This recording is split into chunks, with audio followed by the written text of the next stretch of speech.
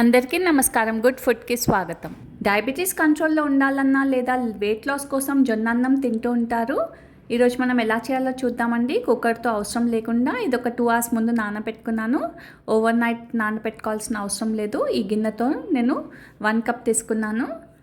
ఇలా మనం గ్రైండ్ చేసేసుకోవాలి. చక్కగా ఒక 2 సార్లు వాష్ చేసుకొని ఇలా గ్రైండ్ చేసుకున్న దాన్ని ఒక బౌల్లోకి వేసుకొని కొద్దిగా నీళ్ళు వేసి కలుపుకోవాలండి, లంప్స్ లేకుండా. అప్పుడు మనం వాటర్లో వేసిన తర్వాత గడ్డలు కట్టకుండా ఉంటుంది.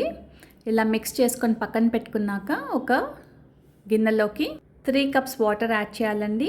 1 cup మనం జొన్నలు తీసుకున్నాం కాబట్టి ఇక్కడ 3 cups వాటర్ అయితే సరిపోతుంది.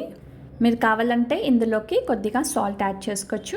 వాటర్ కొద్దిగా బాయిల్ అయిన తర్వాత మనం ఇందులోకి చేసి పెట్టుకున్న జొన్న మిక్స్చర్ని వేసేసుకోవాలి. వేసే ముందు మంటని లో ఫ్లేమ్లో పెట్టుకోవాలి. అలాగే ఒకసారి మిక్స్ చేసుకొని వేసుకోవాలి. అప్పుడు ఉండలు కట్టకుండా ఉంటుంది.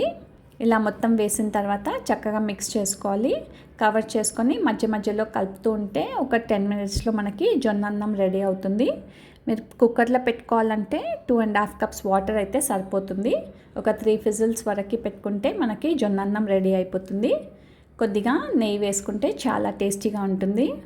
ఇలా మధ్య మధ్యలో కలుపుతూ ఉంటే మనకు 10 minutesలో జొన్న అన్నం రెడీ అయిపోతుందండి. కన్సిస్టెన్సీ మీరు చెక్ చేసుకోవాలి, ఎందుకంటే ఇది చల్లారిన తర్వాత కొద్దిగా గట్టి పడుతుంది. మీకు ఎలా పల్చగా కావాలా గట్టి కావాలా చూసుకొని దాన్ని బట్టి ఆఫ్ చేసేసుకోవచ్చు. చూసారు కదండి, ఈ కన్సిస్టెన్సీ పర్ఫెక్ట్. చల్లారిన తర్వాత పర్ఫెక్ట్ కన్సిస్టెన్సీ అవుతుంది. చూసారు కదండి, మనం కుక్కర్తో అవసరం లేకుండా సింపుల్గా జొన్నన్నం చేసుకున్నాం. ఇది ఓవర్ నైట్ సోక్ చేయాల్సిన అవసరం ఏం లేదు. 2 గంటలు నానబెట్టినా సరిపోతుంది. మనకు చక్కగా ఉడికిపోతుంది.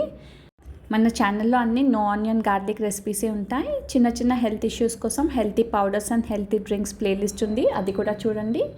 మీకు నచ్చితే సబ్స్క్రైబ్ కూడా చేయండి. Thank you.